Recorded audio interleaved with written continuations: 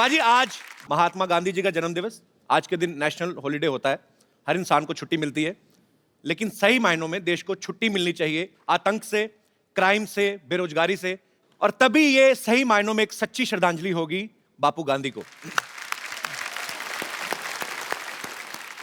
पहले हम अज्ञानता के गुलाम हुआ करते थे, आजकल टेक्नोलॉजी के होंगे बाजी।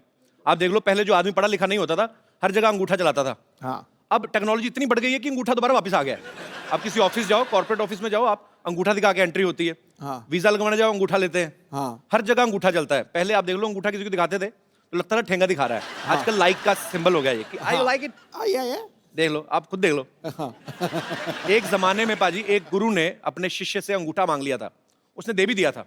आज कोई गुरु मांग के देख ले, शिष्य कहेगा भाई 4 वाली चाहिए, 4 उंगलियां ले लो, अंगूठा नहीं मेरे को देना। क्योंकि अंगूठे के बिना काम ही रुक जाएगा पाजी। सारा व्हाट्सएप और आजकल की दुनिया में टेक्नोलॉजी जो है इतनी हावी हो गई है, मोबाइल फोन्स, आदमी का मुंह सर ऐसे झुका रहता है बाजी। हाँ। लोगों को लगता है कि बेचारा संस्कारी है। आजकल बिना अंगूठे के कोई काम हो ही नहीं सकता। हाँ। पहले आदमी बाथरूम जाता था, 5 मिनट में काम खत्म किया, बाहर। अभी आदमी मोबाइल लेके जाता है, 1-1 घंटा लगा रहता है, सारी ईमेल पढ़ेगा, जवाब देगा, मतलब पेट और इनबॉक्स साथ में खाली करके आता है। तो अगर वो साथ में चार्जर लेके गया तो समझो शो 3 घंटे चलेगा। अच्छा, कई आदमी अंदर फोन भी रिसीव करते हैं, हेलो, अच्छा बाथरूम में आती है एको, तो सामने वाला भी समझ लेता है, वो कहता है पहले कर लो फिर बात करते हैं। यार। अच्छा, पहले लोग फेस टू फेस बात करते थे, आजकल घर में आप देख लो, परिवार के आपस में जो मेंबर है वो मोबाइल पे बात कर रहे हैं। जिनके घर पे एक बच्चा है, जिनको प्राइवेसी नहीं मिलती, तो बाप बाहर ड्राइंग रूम में बैठा है, माँ बच्चे को सुलाने गई है, बाहर से मैसेज करता है, मुन्ना सो गया तो आऊं? अंदर से रिप्लाई आता है, आ जाओ, मम्मी सो गई है, मैं मोबाइल पे खेल रहा हूं। रंग में बांग। आजकल देख लो, जो काम करने जो बाइयां आती है वो भी बड़ा मोबाइल फ्रेंडली हो गई हैं। एक किसी मेम साहब ने पूछा, तो कल काम पे क्यों नहीं आई? ये साहब, मैंने ना कल साहब का स्टेटस पढ़ा था फेसबुक पे, लिखा था इट्स रेनिंग फीलिंग रोमांटिक, तो मैंने सोचा काहे को डिस्टर्ब करने का। मतलब कुछ भी हो रहा है। आजकल तो लोग मोबाइल से पैसे भी ट्रांसफर कर देते बाजी। पहले के जमाने में अगर कहीं किसी को पैसे लेके जाना होता था, आदमी की जान सुखी होती थी। हाँ। और अगर एक शहर से दूसरे शहर जाना है तो मरा होता था अंदर से वो, कि यार कैसे लेके जाऊंगा। तो मैं देखता पुराने बुजुर्ग अपनी बनियान के अंदर भी जेब रखते थे। हाँ, हाँ। कुछ पैंट के अंदर चोर जेब, कई तो लंगोट में छुपा के लेके जाते थे। हाँ, हाँ। लोग बोलते ना पैसा किसको चुपता है, उसको चुपता था जो लंगोट में लेके जाता था। और चलता भी ऐसे था। अगर कोई पूछता था क्यों भाई, दाद है? नहीं, दाद नहीं, जायदाद है। अच्छा पाजी, पहले के जमाने में लोग पत्ते भी पहनते थे। अच्छा, वो लोग शेर सामने आ जाए नहीं डरते थे, उनको डर लगता था बकरी से, कि अगर ये आके हमारा टक्सीडो खा गई तो जिंदा रहने का कोई फायदा नहीं है। भाई, आपको तो ये पता ही होगा कि पहले कागज पे लिखने से पहले पत्तों पे लिखते थे। हाँ, हाँ। मैं सोचता हूँ आज के जमाने में भी अगर ऐसा होता, हाँ। और आपका कोई शेर पत्ते पे लिखा होता, और बकरी जाती खा, हाँ। तो बकरी फिर सुबह शेर का काफी अलग निकलता, मिश्रा अलग निकलता। बकरी फिर मैं करती नहीं, बकरी कहती टोको।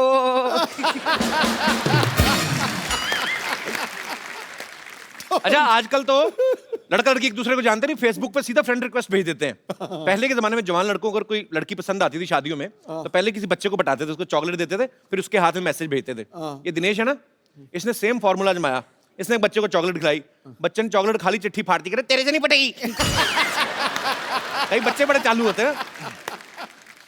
अच्छा, पहले के जमाने में जब लड़की को देखने आते थे लड़के वाले, लड़की सर झुका के बैठी रहती थी, आज भी बैठी रहती है, लेकिन आज रीजन अलग है। वो पहले लड़की किचन के फोटो खींच के ना, किचन से सहेली को व्हाट्सएप कर रही होती है, देख तो कैसा लगा।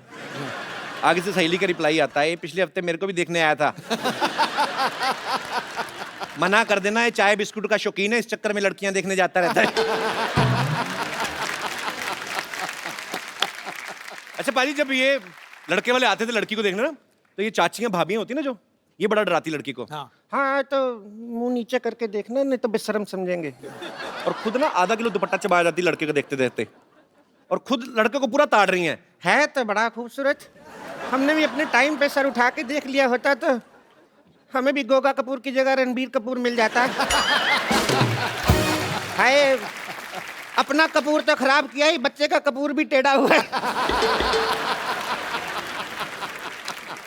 अच्छा, पहले जब शादियां फिक्स होती थी, लड़का लड़की तो एक दूसरे को देखते नहीं थे, कुछ चौथा रिश्तेदार जाता था अलग से ही, उन लड़की वालों को गांव में जाता था, उसको भी लड़की से नहीं मिलाते थे। वो लड़की की माँ को देख के आइडिया लगाता था कि लड़की भी ठीक ठाक होगी। अगर लड़की गलती से चलेगी मुच्छड़ बाप पे तो दूल्हे की किस्मत। दूल्हे को जाके सुहागरात में देखने को मिलता था, घूंघट उठाता था, तब पता चलता था कि लॉटरी निकली है कि पत्ते पिट गए। पापा जी यहाँ पे बस नहीं होता था, अगर तो बीवी मनपसंद निकल आई तो 4-5 बच्चे हो ही जाते थे, और अगर मनपसंद नहीं निकली गुस्से में 7-8 होते थे फिर। खाना पकाने में कितनी मेहनत होती थी, जाओ जंगल में जाके 2 घंटे लकड़ियां ढूंढ के लाओ, फिर चूल्हा जलाओ, खाना बनाने में 4-5 घंटे। आजकल आप किसी तरह का भी खाना ऑर्डर कर दो, आपके घर में आधे घंटे में आ जाता है। फिर उसको पचाने के लिए आदमी को 2-2 घंटे लगते हैं, वॉक करती है, फिर सैर करते हैं, ट्रेडमिल पे भागते हैं, लास्ट में चूरन ही काम आता है। पहले के टाइम में घरों में एक ही टीवी होता था, मतलब कहाँ इतने टीवी होते थे। आजकल तो हर जगह अलग अलग टीवी है, सब अलग अलग बैठ के देखते हैं। अच्छा, कमरे में सारे इकट्ठे तभी होते हैं जब वाईफाई बंद हो जाता है कि क्या हुआ क्या हुआ। उस समय एक ही प्रोग्राम आता था, सारे मियाँ बीवी दादा बच्चे पोते सब, कृषि दर्शन लगा, उसी को देख के एंजॉय कर रहे हैं। उसमें एक आदमी आता था, हम आपको बताएंगे अपनी खड़ी फसलों को बर्बाद होने के उपाय। अच्छा, खड़ी फसलों के बारे में वो बता रहा है जिसकी अपनी फसल सारी उड़ चुकी है। तो मतलब जब बच्चा होता था दादा कहता था भी ना तो मेरे पे गया ना तेरे पे, बच्चा ये जवार के बूटे जैसा क्यों है। तो कहता पापा जी सारा दिन बहू कृषि दर्शन देखेगी तो बच्चा जवार के बूटे जैसा ही होगा। पर एक बात है, ऐसी बात नहीं है कि टेक्नोलॉजी के फायदे नहीं है, नुकसान भी हैं कुछ। पर मैं आप सब लोगों की राय जानना चाहता हूं, आपको क्या लगता है कि टेक्नोलॉजी के क्या क्या फायदे और क्या क्या नुकसान है। कोई मेरा भाई बंधु विशेष टिप्पणी करना चाहता हो। आप बड़ी खूबसूरत बन के आई मैम, शादी से आ रही हैं कहीं कि जा रही हैं कहीं? अच्छा, बहुत प्यारी लग रही हैं आप, बहुत शुक्रिया आपका शो में आने के लिए। जी सर, जी आप। कपिल जी नमस्कार। नमस्कार सर, कैसे हैं आप? मैं बढ़िया हूँ, thank you so much. Technology के मेरे हिसाब से तो बहुत सारे फायदे हैं, और मेरे से ज़्यादा ये फायदे कौन जान सकेगा। मैं एक साइंटिस्ट हूँ। अच्छा, हाँ। क्या बात है, कहाँ से है सर आप? मैं national dairy research institute Karnal, आपने अगर सुना होगा, वहाँ पे अच्छा मैं जी। प्रिंसिपल साइंटिस्ट हूँ। अच्छा, अरे हम वाह। लोग रिसर्च करते हैं गाय के ऊपर, भैंस के ऊपर, इनके गाय दूध के ऊपर क्या रिसर्च करते हैं? हम उनके दूध वगैरह के ऊपर रिसर्च करते हैं। रिसर्च क्या करना, पी लो? मतलब मैं समझा नहीं, मतलब क्या रिसर्च करते हैं आप? एक तो बहुत ही कॉमन तरीका है जो कई सालों से होता है, क्रॉस ब्रीडिंग करते हैं हम लोग। अच्छा जी। अंग्रेजी गाय को देसी गाय से हम क्रॉस ब्रीड करते हैं। अच्छा जी। और जो उनके बच्चे पैदा होते हैं वो अच्छी नस्ल तो के फिर होते उनका हैं। पासपोर्ट कहाँ का होता है?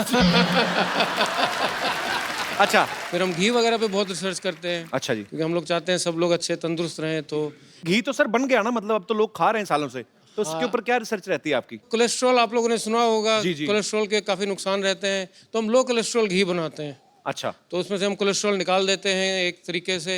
अगर ऐसा पॉसिबल है जैसे गाय को रोज ट्रेडमिल पे दौड़ाओ तो वही कोलेस्ट्रॉल कम वाला घी दे, ऐसा होता है? मतलब ऐसे पूछ रहा हूँ, साइंटिस्ट आप हैं, मुझे आइडिया नहीं। पर सीरियसली अगर देखो पाजी, आप आदमी लेके अपनी गाय को सुबह लेके भागे तो उसके दूध में फैट हो ही ना, कितना हो नहीं सकता सर ऐसे पॉसिबल? हाँ जी, हो थोड़ा बहुत तो खैर, उसको गाय अगर वर्जिश करेगी तो फैट उसका थोड़ा। तो गाय को जिम ज्वाइन कराएं पहले। कहने का मतलब कि टेक्नोलॉजी का फायदा तो है जी, टेक्नोलॉजी अगर का सही बहुत- तरीके में यूज की जाए। मेरी तो दाल रोटी चलती है टेक्नोलॉजी। नहीं नहीं, बहुत अच्छी बात है सर, आपकी दाल रोटी चलती रहे और बहुत अच्छी चले। Thank you so much. घी डाल के खाया करें आप। Thank you so much. बहुत बहुत Thank शुक्रिया you. सर शो में आने के लिए, धन्यवाद। और कोई मेरे दोस्त इस मुद्दे पे विशेष टिप्पणी करना चाहते हो? जी मैडम। Hello sir, hello. मैं अमृतसर से आई हूँ। अरे वाह, हमारे शहर से बहुत बहुत स्वागत है आपका। कहाँ पे रहती है अमृतसर में? अमृतसर में सिटी साइड नमक मंडी। नमक मंडी को नमक मंडी क्यों कहते हैं वैसे? नमक तो वहाँ मिलता नहीं नमक उधर से। ज़्यादा अच्छा मिलता है इसलिए। किसने बोला? मैं भी इतने साल रहा हूँ, मुझे तो नहीं कभी नजर आया। हमारे तरफ आइए, हम आपको लेके देंगे। और एक लकड़ मंडी भी है, वहाँ पे कोई लकड़ी का कुछ हुआ ही नहीं है, ऐसे ही लकड़ मंडी। जी, तो आप क्या विशेष टिप्पणी करना चाहेंगी? एडवांटेजेस हैं उसके टेक्नोलॉजी के, पर बहुत सारे डिसएडवांटेजेस भी हैं। आजकल बच्चे बहुत ज़्यादा उस पर फोकस करने लग पड़े हैं। जी, जी। हम लोग उनको कहते हैं कि भाई चलो अपना होमवर्क मिला है, कुछ सर्च कर लो उसके ऊपर, जी। तो वो पढ़ाई के छोड़ के कोई डोरेमोन ढूंढ रहा होता है, कोई अपना कुछ ढूंढ रहा होता है। तो जी, इसके जी। बहुत साइड इफेक्ट्स हो रहे हैं बच्चों के ऊपर। ये तो है, सच्ची बात है। आजकल ग्राउंड वो होती नहीं, जो गेम जो पहले जब कोई खेलते थे indoor मिट्टी में। हाँ, कोई हम नहीं बच्चे रही। मिट्टी में मिट्टी हुए पड़ते थे, 15-15 बच्चे। माएँ पहले 15 बच्चों को नहलाती थी, फिर अपना पहचान के लेके आती थी। वो सिस्टम ही खत्म हो गया है एक्चुअली। मेरा 1.5 साल का बेटा है, वो हर टाइम मोबाइल पे स्टिक रहता है। 1.5 साल का? हाँ। पर चलो, बच्चा मोबाइल पे बिजी रहेगा तभी तो उसका भाई बहन कोई आएगा। और ये बिल्कुल सही पॉइंट उठाया मैडम ने कि एक्चुअली ये माँ बाप के हाथों में है। आप अपने बच्चों को थोड़ा टेक्नोलॉजी से दूर रखें, थोड़ा बचपन एंजॉय करने दें, उसके बाद जब बड़े हो जाएंगे अपने आप सीख जाएंगे। चलिए, बहुत बहुत शुक्रिया मैम आपका शो Thank में आने you. के लिए, थैंक यू। और कोई मेरे दोस्त? जी भाई साहब। मेरा नाम प्रकाश है और मैं स्पेशली कुवैत से आपके शो देखने के लिए यहाँ आया हूँ। क्या बात है, बहुत बहुत स्वागत है जी, सर जी, आपका। एक्चुअली कपिल जी, मैं ये आपसे कहना चाह रहा था कि टेक्नोलॉजी से नुकसान ही है, फ़ायदे तो नहीं है। और इसमें ऐसा है कि जो लोग अपने आप को बहुत होशियार समझते हैं, शातिर समझते हैं, जी। क्लेवर समझते हैं, वो अभी क्लेवरनेस और वो शातिरपना अभी रहा नहीं है कपिल जी।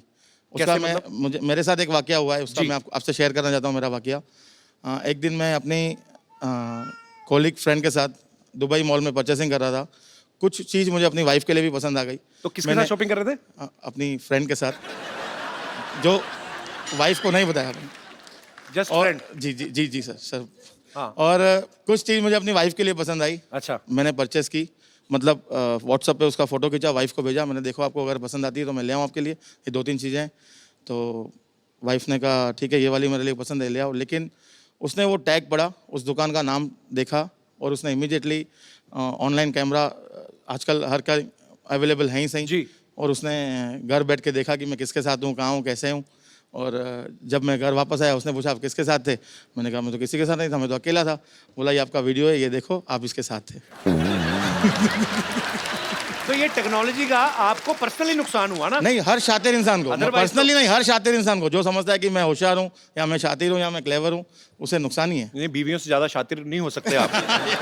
ये तो, पर ये आपकी हिम्मत की मैं दाद देता हूँ। फ्रेंड के साथ गए, महिला मित्र के साथ, उसके सामने बीवी के लिए गिफ्ट ले रहे हैं, तो फिर दोनों जगह। अरे जो आदमी ना हर तरह की डिश खाना चाहता है ना, वो भूखा ही मरता है। शुक्रिया शो में आने के लिए। Thank you. जी, और कोई हमारे दोस्त? जी भाई साहब। नमस्कार कपिल जी। नमस्कार जी, कैसे हैं आप? मुझे ये टेक्नोलॉजी से बहुत चीड़ है सर। चिड़ है? हाँ, व्हाट्सएप एंड फेसबुक से। अच्छा मैं एक वाक्य सुनाना चाहता हूँ मेरा। जी, प्लीज। 15 साल पहले मेरी शादी हुई थी। अच्छा जी। तभी ये फेसबुक और व्हाट्सएप कुछ नहीं था। अच्छा। तो जब रिश्ते आते थे तो मम्मी पापा के पास आते थे, तो जी। उनको उनके मम्मी पापा अच्छे लगते थे तो रिश्ते आगे बढ़ते थे। राइट। तो 2-3 रिश्ते तो ऐसे ही उड़ गए। अच्छा। अभी मैं शादी लायक था, एक रिश्ता आया, मम्मी पापा को तो पसंद आया। अच्छा। कि चलो इनके मम्मी पापा अच्छे हैं। उन्होंने लड़की देखी, लड़की देखने के बाद मुझे बताया कि रिश्ता आया है। अच्छा। तो मैंने सोचा कि चलो अभी मुझे भी देखने जाना रहेगा। अच्छा। तो मैं देखने गया तो लड़की ने थोड़े नखरे किए और 2 मिनट ही देखने को मिला। अभी उसमें कैसे पसंद करे? 2 मिनट में तो 3 घंटे भी देखोगे, लड़की तो वही रहेगी ना, बदलेगी लड़की थोड़ी तो ना। वही रहती है, मगर 2 मिनट में देखने में कैसे पसंद पर करेंगे? टेक्नोलॉजी का इसमें क्या लेना देना हुआ? सर आजकल फेसबुक हो गया है। हाँ। अगर लड़की का नाम आया फेसबुक पे, मैंने डाला हेतल, तो 10 हेतल आ जाएगी, उसमें से मैं चॉइस कर सकता हूँ अच्छा। कौन सी हेतल है। तो अगर तो आपको इस बात से चिढ़ है कि आपके टाइम पे वो क्यों हाँ नहीं जी था? सर, अगर 15 साल पहले ये आ गई रहती तो मैं सबसे पहले घर में देख लेता और मम्मी पापा को बोल देता मुझे ये हेतल पसंद है। अभी जिनसे शादी की वो पसंद है आपको? मेरे नसीब अच्छा था कि मुझे जो पसंद थी उसके साथ ही लड़की, उसके साथ ही शादी हो गई। नहीं, आपको बोलना पड़ रहा है ऐसा कि सच्ची में ऐसा नहीं है? नहीं सर, सच्ची में सच्ची में। अच्छा। Yes sir. तो उनको साथ नहीं लाए? नहीं, साथ में आई है मेरी वाइफ, अच्छा, साथ कैसे में ही आप? है। बहुत बढ़िया। चलिए, बहुत अच्छा लगा देख तो के आप उसके साथ लिए में। मुझे बहुत चीड़ है। पर नहीं, अभी देखिए आपको तो अच्छी बीवी मिल गई ना, बीवी तो अच्छी आपकी मिल गई, पसंद की है। Yes sir. तो अभी चिढ़ क्यों कर? छोड़ो ना। मगर सर फेसबुक रहता तो और भी चॉइस मिलती ना सर। आप सुन रही हैं? अभी भी थाली भरी पड़ी है, इनको है कि मैं कहीं एक सब्जी टिका लूंगा। चलिए, बहुत अच्छा लगा सर आप हमारे शो में Thank आए। you, sir. काम क्या करते हैं आप मुंबई में? सर बिजनेस, किस चीज का? Garment manufacturing.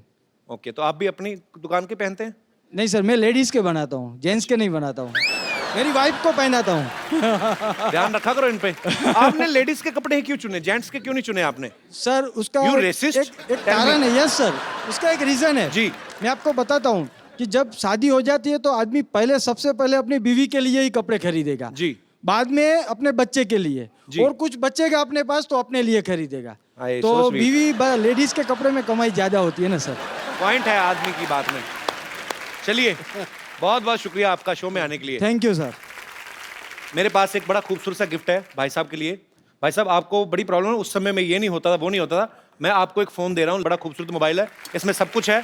अपनी बीवी को छोड़ के जिसको मैसेज करना करिए। बहुत बहुत शुक्रिया sir. Thank you so much. Thank you, congratulation. पाजी, आज मुझे ना बहुत संभल के और बड़ा सतर्क रह के बोलना पड़ेगा। अरे भाई, फिर कॉमेडी कैसे होगी? कॉमेडी भले ही कम हो जाए पाजी, लेकिन थोड़ा सा मजाक गलत हो गया ना, मैटर सीरियस हो जाएगा। ओ, तो सुन, तू सच बोलियो। जी। जब भी द्वंद्व हो, सीधा चलो, सच के रास्ते पे चलो, नैतिकता से कोई समझौता मत करो, कोई पीठ नहीं लगा सकता। क्या बात है। तो आज हमारे मोहल्ले में वो महान शख्सियत आ रही हैं जिन्होंने हिंदुस्तान को एक नई दिशा दी और देश के हित में हमेशा ही अपनी आवाज उठाई। सच की लड़ाई के लिए इन्होंने बहुत आंदोलन किए, धरने किए। ये बहुत ही बड़े समाज सेवक हैं। तो आप सबकी जोरदार तालियों के बीच में इनवाइट करना चाहूंगा हम सबके प्यारे अन्ना हजारे। अन्ना, आपका हमारे शो पे बहुत बहुत स्वागत है। आज मुझे अपने आप पे गर्व हो रहा है कि मैं अन्ना के साथ खड़ा हूं। अन्ना, आप आइए, यहाँ पे विराजमान हो जाइए। नहीं नहीं, रोक यार, रोक। देखो, लोग यहाँ पे आते हैं, आज मेरा वहां जाने का दिन। आज पूरी दुनिया में ईंट का जवाब पत्थर से देने के लिए लोग तैयार बैठे हुए हैं। ऐसे में अहिंसा को हथियार बना के सत्य के मार्ग पर चलने वाले लोग बहुत कम है दुनिया में। अन्ना, हमें आप पे बहुत गर्व है। अच्छा, मैंने जो अन्ना को देखा है, जितना समझा है, मुझे ये विश्वास हो गया कि सच में बहुत बड़ी ताकत होती है। एग्जाम्पल आपके सामने है। पाजी, मैं तो कहता हूं थोड़ी देर के लिए आप भी अन्ना के पास आके बैठ जाओ। आप यकीन नहीं करेंगे, इनके बगल में बैठने वाले सीएम भी बन जाते हैं।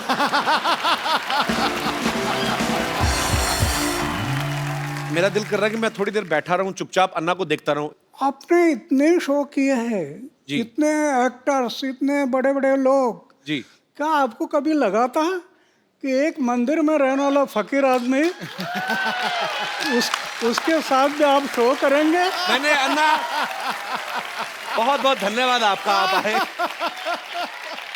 अन्ना, एक बात बताइए, आपको करोड़ों लोग फॉलो करते हैं, आप खुद क्यों नहीं पॉलिटिक्स में आते?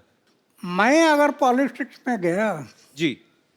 और इलेक्शन के लिए खड़ा हो गया जी।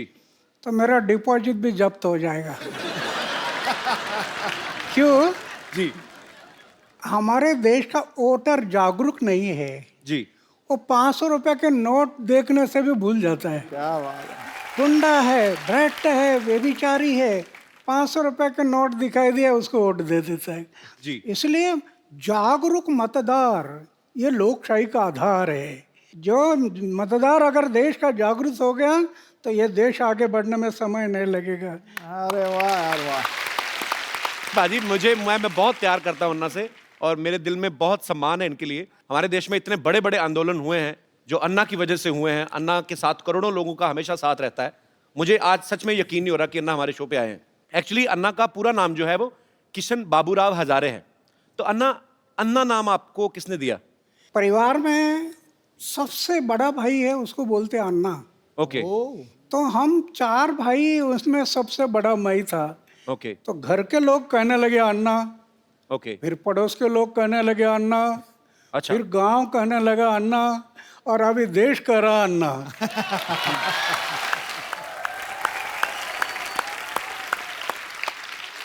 अन्ना, जितना मैं जिंदगी को समझता हूं, जितना मैंने देखा है, मेरी शादी हुई नहीं, आम आदमी जो है, अच्छा आम आदमी भी आजकल आप बोलते हो तो अपने आप खास हो जाते हो। आम आदमी को बीवी की सेवा से फुर्सत नहीं मिलती अन्ना, फिर आप देश सेवा, मानव सेवा, आपको ये प्रेरणा कहां से मिलती है अन्ना? ये जो प्रेरणा है, जी। जैसे मैं अपने जीवन में जो सोच रहा था, जी।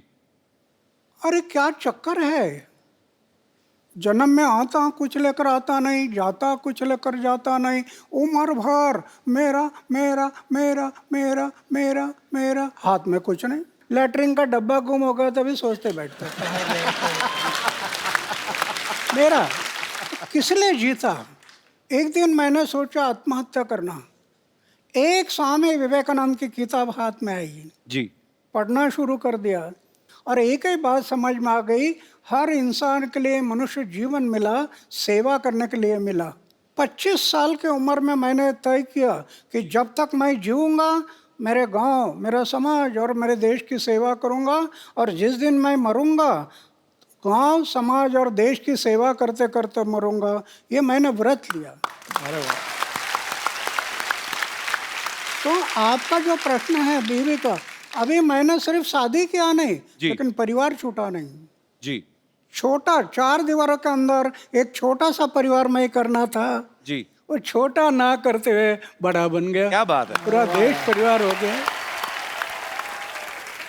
अच्छा अन्ना, आपको याद है आपने आज तक कितने आंदोलन अनशन किए होंगे आज तक पूरी जिंदगी में? जब मैंने तय किया कि जब तक जीऊंगा समाज और देश के भलाई के लिए जीऊंगा, जी, तो समाज के भलाई के लिए, देश के भलाई के लिए 16 बार मैंने अनशन किया।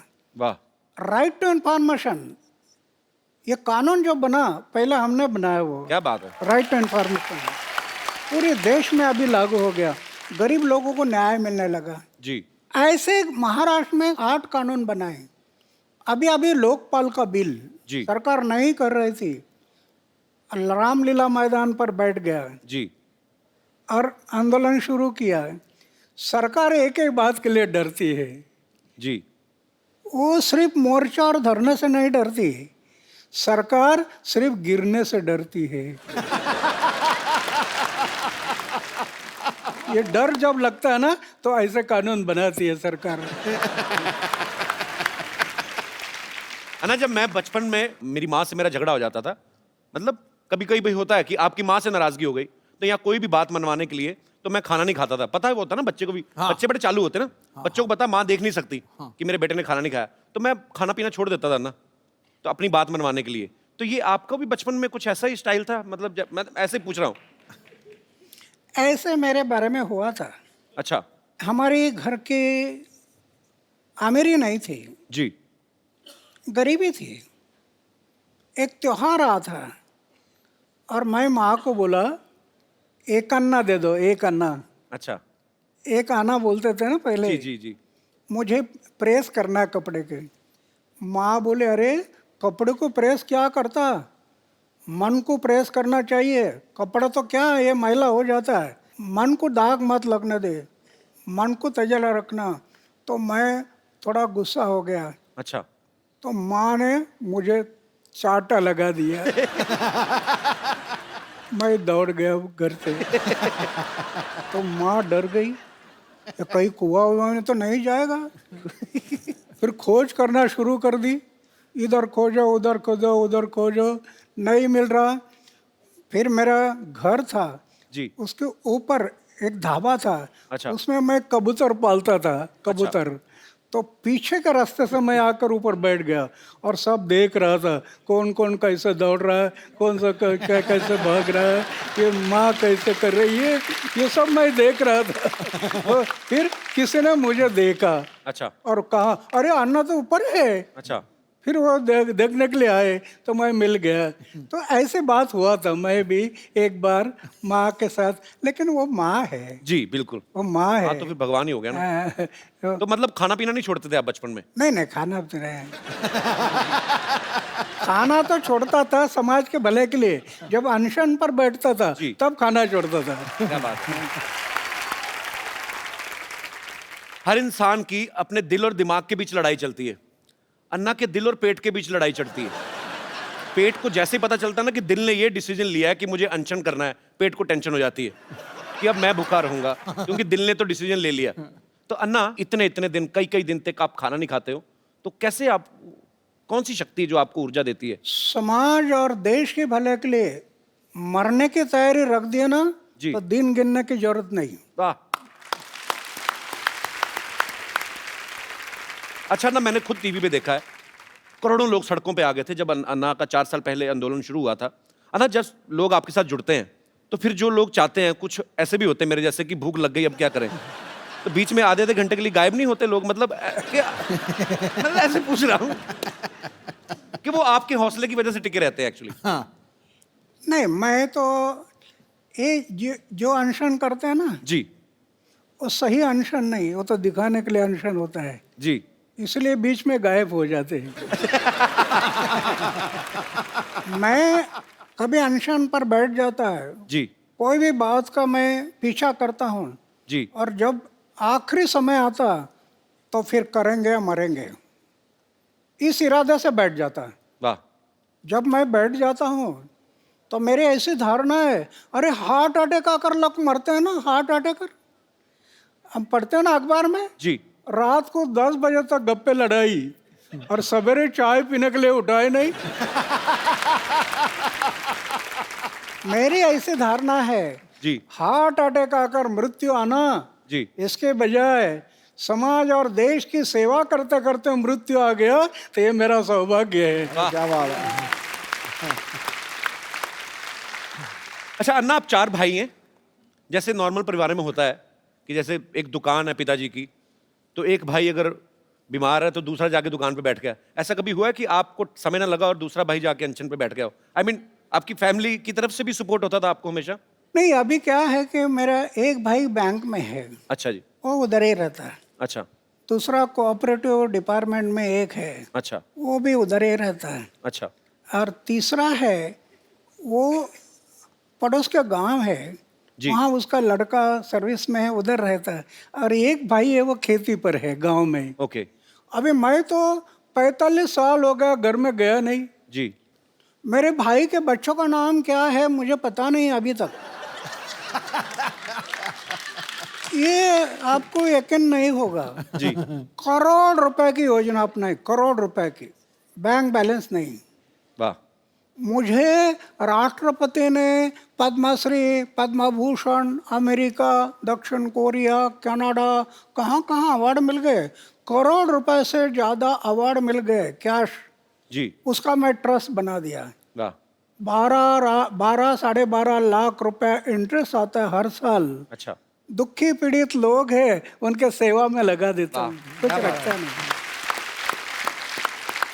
सिर्फ सोने का एक बिस्तर है और खाने का प्लेट है, मंदिर में रहता हूँ जी। लेकिन मैं अनुभव करता हूँ, अरे लखपति करोड़पति को जो आनंद नहीं मिलता होगा वो मैं अनुभव करता, कितना आनंद है।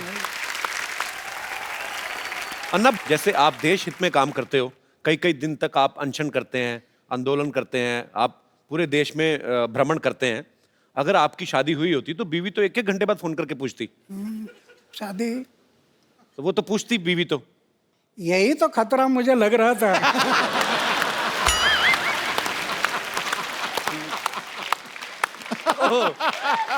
और इसके कारण मैंने तय किया कि शादी नहीं करना।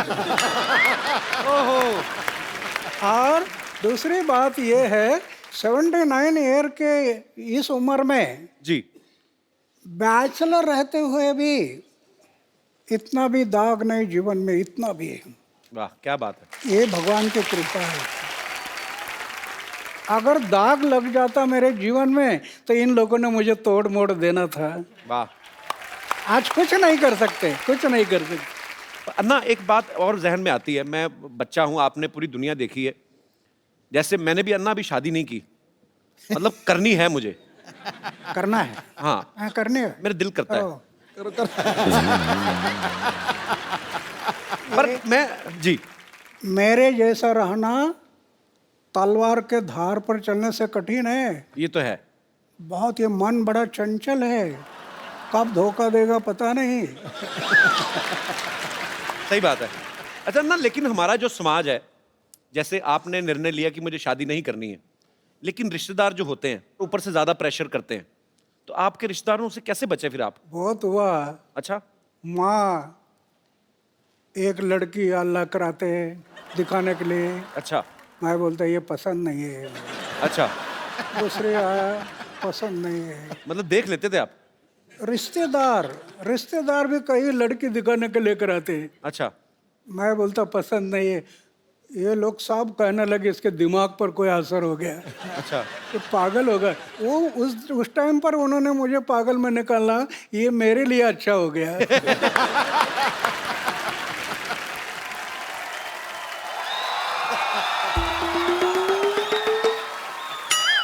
हेलो हेलो अरे what A patriotic day. Anna Hazare साहब आए हुए हैं। सर नमस्कार। माई सेल्फ डॉक्टर मशहूर गुलाटी, MKNJ। MKNJ मतलब? मैंने कहा जी नमस्ते दिख नहीं रहा, कर भी रहा हूँ फिर भी पूछ रहे हो यार। ओके अन्ना जी, आप अहिंसा के पुजारी हैं। बैठिए डॉक्टर साहब, इधर आइए। आज वैसे नहीं बिठा रहे? नहीं नहीं, क्यों? अन्ना के सामने बदतमीजी नहीं करनी, बैठिए। इतनी इज्जत आज तक इस आदमी ने मुझे नहीं दी।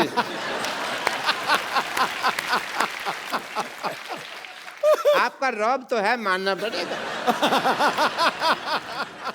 आप अहिंसा के पुजारी हैं and I must tell you Anna Sahab, मैं भी बहुत अहिंसा को मानता हूँ, पर मेरे को लोग मारते हैं, मैं उनके ऊपर हाथ नहीं उठाता। क्योंकि मेरा हाथ पहले मरोड़ देते हैं, मेरा उठता ही नहीं। एनीवे अन्ना जी, मैं आपका बहुत बड़ा फैन हूँ। मैंने आपके जैसा सच्चा ईमानदार इंसान नहीं देखा कभी जी।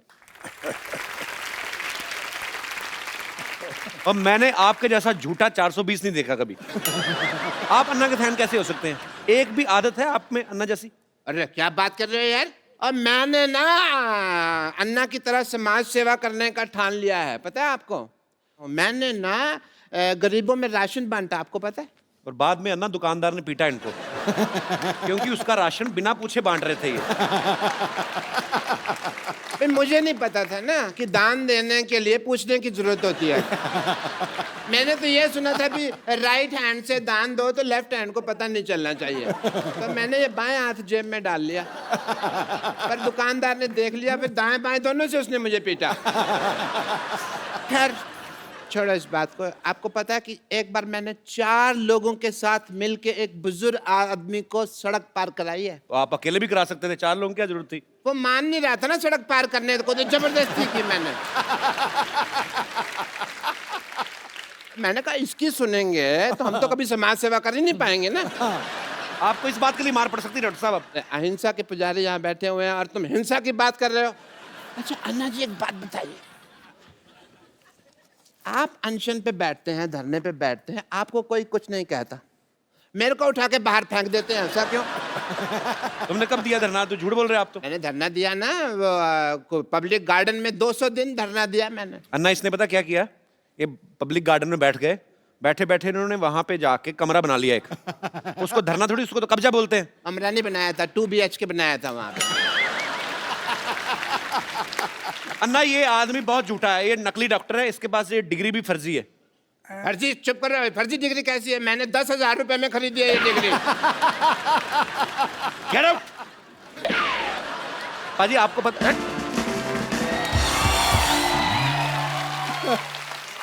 आप सबको पता ही होगा, पर मैं फिर भी बताना चाहता हूं कि अन्ना के ऊपर एक फिल्म बन रही है जिसका नाम भी अन्ना है। अन्ना देश सेवा करते करते आपने तो खैर आप तो दिल से कर रहे हैं, पर आपने कभी सोचा था आपके ऊपर कभी कोई फिल्म बनाएगा कोई डायरेक्टर? एक फकीर आदमी उस पर ऐसे फिल्म बनेगी ये मुझे सपना में भी कभी नहीं लगा था। लेकिन जो काम खड़ा किया है जी वो पूरे देश में फैल गया था। जी। और हमारे जो रविंद्र जैन के भाई है मनेंद्र जैन जी, उनको लगा कि ये काम समाज के सामने जाना बहुत ज़रूरी है। बहुत जरूरी है जी। वो मुझे बताने लगे कि ऐसे ऐसे फिल्म बनानी है जी और उसमें जो काम करने वाले लोग हैं जी। इन्होंने इतना मेहनत किया। मैं फौज में था, बर्फ में रहा, 7 साल बर्फ में रहा, जी तो मैंने 6 डिग्री माइनस हिमालय में उधर जाकर इन्होंने शूटिंग किया। तो ऐसे कई जगह पर जो काम हुआ वो जनता देखने से उनको जरूर इसमें प्रेरणा मिलेगी, नव युवकों को प्रेरणा बिल्कुल मिलेगी। बिल्कुल। आप फिल्में वैसे देखते हैं कभी अन्ना? अभी मैं फिल्म नहीं देखता, पहले देखते थे? पहले जब आप- देखता था। मेरी उम्र थी 13-14 साल की, तब मैं फिल्म देखता था। अच्छा। और भाई ऐसा देखता था कि नया फिल्म का फर्स्ट शो, अरे क्या बात है। अगर फर्स्ट शो चला गया तो मुझे इंटरेस्ट नहीं आता फिर क्या बात है, सबसे पहले देखनी है। उस टाइम पर। अन्ना मैं आपको कुछ फोटोग्राफ्स दिखाऊं, आप पहचानेंगे कौन है? ये है अन्ना टीवी में, इनको पहचानते हैं आप? हाँ, दिलीप कुमार जी है। अरे क्या बात है। और दूसरी एक और दिखाइए। अन्ना इनको पहचानते हैं आप? ये उस टाइम पर इतना नहीं थे। इनका नाम पता है आपको? हाँ, नाम तो अभी भूल गया है पर लेकिन जानता हूँ। अन्ना ये शाहरुख खान है। शाहरुख खान, शाहरुख खान है। अन्ना इनको पहचान रहे हैं आप? वैजयंती माला है। ये अपना वो दिलीप कुमार और वैजयंती माला साथ में थे ना फिल्म जी में। जी जी। नया दौर में कौन थे? नया दौर। क्या बात है, नया दौर में जी। और दिखाइए। अन्ना इनको जानते हैं आप? अन्ना ये मुझे बहुत अच्छी लगती हैं। मतलब अच्छे तरीके में अच्छी लगती है, मतलब बहुत अच्छा काम करती हैं ये। अच्छा।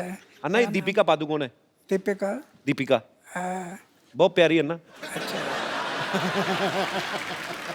ओके, पर अन्ना उस समय आपको कौन सी हीरोइन ज्यादा मतलब अच्छी लगती थी आपको, खूबसूरत? नहीं उसमें क्या है, ये जैसे हीरोइन है तो मैं उनका काम पर देखता था, उनके हाव भाव, उनके एक्टिंग, वो मुझे जो पसंद आते थे। जी।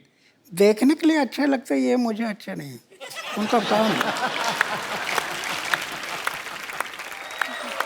कप्पू और कप्पू, हे कप्पू, क्या है? वो किशन जी आने वाले थे, आए क्या?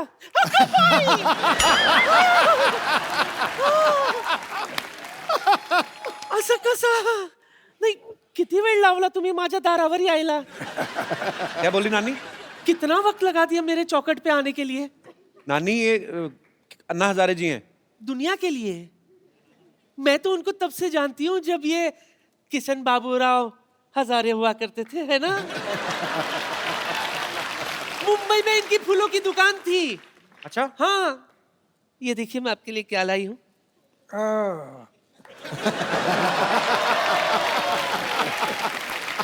आपको याद है मैं रोज आपकी दुकान से एक फूल खरीदा करती थी?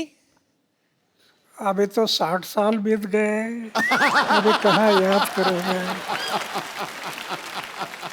रोज इनके दुकान से एक एक फूल इकट्ठा किया करती थी मैं, फिर उसका वरमाला बनाती थी। फिर एक दिन गाय आकर पूरा पूरा वरमाला खा गई। मेरा सपना धरा का धरा रह गया। लेकिन सच कहूं, मुझे उस बात का बिल्कुल भी अफसोस नहीं है। मुझे तो इस बात की खुशी है कि अगर आपकी शादी होती ना, वो लड़की बहुत खुशनसीब होती, क्योंकि उसको खाना कम बनाना पड़ता था ना, क्योंकि हर वक्त आप तो अनशन पे बैठे रहते है ना। नानी इनको घर नहीं बसाना था ना, इनको देश बसाना था, इसलिए उन्होंने शादी नहीं की। लेकिन मेरे अरमान तो अधूरे रह गए ना।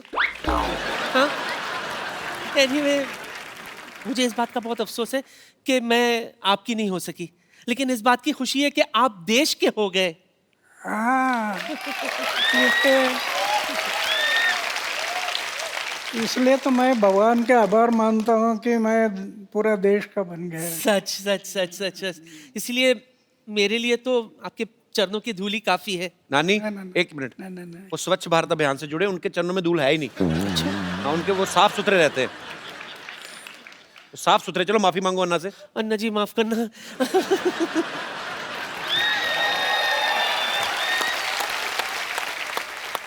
अच्छा अन्ना, हमने सुना है कहीं पे आपके बारे में पढ़ रहे थे, तो ऐसे सुना था कि फौज में जब आप भर्ती होने गए तो जो मापदंड होते हैं प्रॉपर की, हाँ फिजिकल फिटनेस और ये सब चीजें, तो एक दो चीजों में शायद आप पास नहीं हुए थे, तो उसके बावजूद भी उन्होंने आपको फौज में भर्ती किया, तो उसके पीछे क्या कारण था अन्ना? 1962 में चाइना ने हमारे ऊपर हमला किया जी। हमारे बहुत जवान मारे गए। अच्छा। और फिर देश को लगा कि जवानों की जरूरत है। मेरी ऊंचाई नहीं थी, अच्छा। छाती चौड़ी नहीं थी जी। लेकिन इमरजेंसी थी, देश को युवकों की जरूरत थी। अच्छा। इसलिए मेरा सिलेक्शन हो गया। मैं 14 लोगों का कमांडर था जाते समय। अच्छा। तो हम सब लोग 14 लोग थे। उन्होंने सोचा कि जब तक शरीर में प्राण है तब तक देश की सेवा, समाज की सेवा करनी, ये तय किया। और मेरी छाती चौड़ाई ये कुछ नहीं थी, फिर भी देश की सेवा करते रहे। और 15 साल के बाद मैं पेंशन पर आ गया। वाह। और ये सच्ची बात है, ये हमारे जवान जो हैं, जब आप फौज में भर्ती होते हैं, उनकी ट्रेनिंग बहुत मुश्किल होती है, और ट्रेनिंग के बाद जब उनको अपॉइंट किया जाता है, जब उनकी पोस्टिंग होती है, और मेरा सैल्यूट करने को दिल करता है हमारे जवानों को। और हमारी पूरी टीम की तरफ से हमारी कभी कोशिश रहेगी कि हम अपने देश के जवानों के लिए ज़रूर एक अच्छा सा शो ऑर्गेनाइज करें। और बहुत दुख होता है जब हमें कभी ऐसी न्यूज़ सुनने को मिलती है कि सरहद पे या कहीं पे भी हमारे देश के जो जवान हैं, उन्होंने देश के लिए अपनी शहादत दी। हम उनके परिवारों के साथ हैं, हमारी शुभकामनाएं उनके साथ हैं। बहुत बहुत शुक्रिया। अच्छा ना, ऐसे ही मन में सवाल आया, जैसे मेरे 3 मामा हैं, तीनों ही आर्मी में थे, तो वो कहते थे कभी कभी हमें ना बर्फ में पीनी पड़ जाती है, मतलब ऐसे ही। अन्ना आपने कभी नहीं ट्राई की?